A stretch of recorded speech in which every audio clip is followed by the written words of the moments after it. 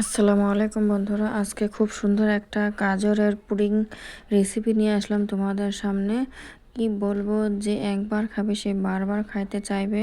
ইফতারের জন্য আমি এই যে গাজরের একটা পুডিং রেসিপি নিয়ে আসলাম। কি বলবো, অসাধারণ টেস্ট লাগে এই গাজরের পুডিংটা। যে কেউ একবার খাইলে বারবার খাইতে চাইবে। বাচ্চারাও যদি এই পুডিংটা খায় সেতে বলবে যে বারবার তৈরি করে দাও, পুডিংটা খেয়ে নিই। তোমরা সবাই সম্পূর্ণ দেখতে থাকো বন্ধুরা, সাথে থেকে কেউ স্কিপ করো না যে কিভাবে তৈরি করা হয় গাজরের পুডিংটা।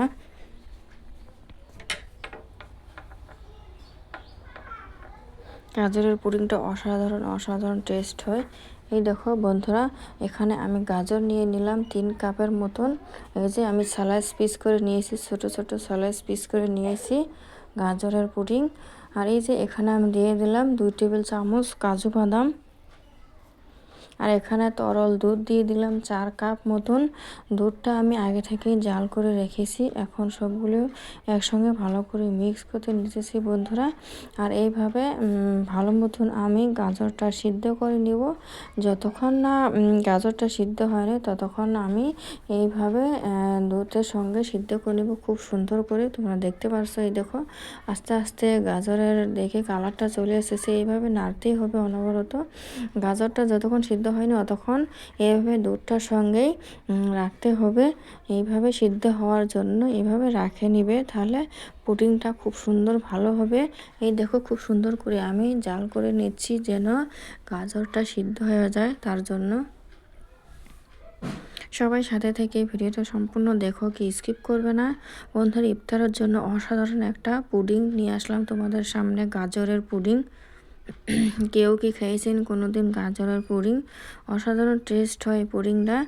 রমজান মাসের জন্য, ইফতারের জন্য অসাধারণ এই পুডিং খাওয়ার জন্য আমাদের প্রাণ ঠান্ডা হয়ে যাবে। কি বলবো, অসাধারণ টেস্ট, ছোট বড় সবাই খাইতে পারবে।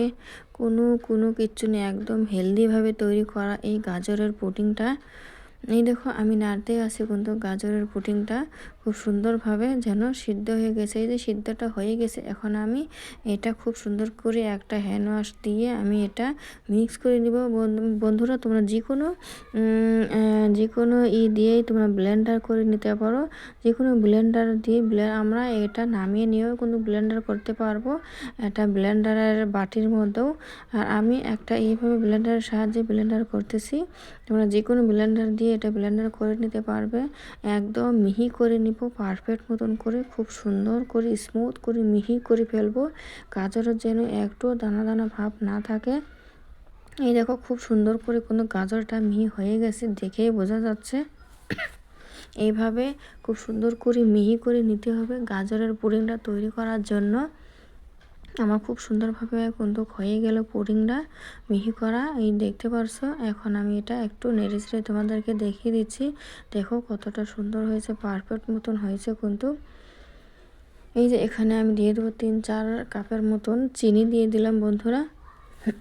আর এখানে দুধ দিয়ে দিলাম 1-2 কাপের মতন দিয়ে এই যে মিক্স করে নিতেছি খুব সুন্দর করে। চিনিটা একটু এমনি মিঠা হয় গাজরের, তার জন্য চিনিটা একটু কমিয়ে দিলাম। আরও গুঁড়ো দুধেরও খুব সুন্দর একটু মিষ্টি হয়। ভালো করে খুব সুন্দরভাবে নেড়ে চেড়ে নিচ্ছি আমি 2টি উপকরণ দিয়েই। এটা মাত্র 3টি উপকরণ দিয়ে তৈরি করা যায় এইভাবে গাজরের পুডিংটা। এই যে আবারও খুব সুন্দর করে আমি জাল করে নিচ্ছি, তোমরা দেখতে পাচ্ছ। হ্যান্ড ওয়াশ দিয়ে খুব সুন্দর করে এইভাবে নাড়তেই থাকতে হবে বন্ধুরা, অনবরত নেড়ে যেতেই হবে আমাদেরকে। এইভাবে যেন ভালো মতন তৈরি করতে পারি, তার জন্য এইভাবে নাড়তে হবে। যে এখানে দিয়ে দিলাম আমি আগার পাউডার দিয়ে দেবো বন্ধুরা। আগার পাউডার দেখতে পেলে 1-2 চামচের মতন। আর এই যে 2 টেবিল মিল্ক মতন দিয়ে আমি এই যে আগার পাউডারটা মিক্স করে নিয়েছি। এখন এই আগার পাউডারটা ঢেলে দিলাম। আগার পাউডারটা ঢেলে দিলে কিন্তু বন্ধুরা খুব সুন্দর না অনবরত নাড়তে হবে, নাহলে কিন্তু পট করে দলা পেকে যেতে পারে। আর এটা তো ঠান্ডার মধ্যে দেওয়া হয়, কিন্তু গরম অবস্থায় দিয়েছি, তার জন্য খুব সুন্দর করে অনবরত নাড়তে থাকতে হবে যেন টক করে দলা না হয়। এই জন্য নাড়তে আসি। এখানে আমি 1-2 চামচের মতন ঘি দিয়ে দিলাম বন্ধুরা। দিয়ে এখন খুব সুন্দর করে নেড়ে চেড়ে নেব। তোমরা দেখতে পাচ্ছ এইভাবে অনবরত নাড়তে হবে। নাড়া বাদ দিলে কিন্তু এটা আমাদের পুডিংটা ভালো হবে না, তখন টপ করে জমাট বেঁধে যাবে আগেই ভালো মতন তৈরি করা না হলেই। তোমরা সবাই তৈরি করতে পারবে এই রকম ইফতারের জন্য, রমজান মাসের জন্য পুডিংটা। এখন আমি এই যে এটা একটু যে কোনো পাত্রে তোমরা করতে পারবে। এখানে আমি কিন্তু আগে ব্রাশ করে নিয়েছি তেল দিয়ে। এখন এখানে আমি পাত্রটা ঢেলে দিব। যে কোনো পাত্রে ঢালো, কিন্তু গরম অবস্থায় ঢালতে হবে, যেন এটা ঠান্ডা হলে ভালো হবে না, কিন্তু যেখানে রেখে দিবে ওখানে জমাট বেঁধে যাবে। ওই জন্য গরম অবস্থায় তোমরা যেখানে তৈরি করবে ওখানে যে কোনো পাত্রে ঢেলে নিতে হবে। আর এই যে এটা আমি ভালো করে নিলাম একটু, তার জন্য যেখানে যেন কোনো না থাকে, তলার মধ্যে ভালো মতন যেন ছড়িয়ে যায় খুব সুন্দরভাবে।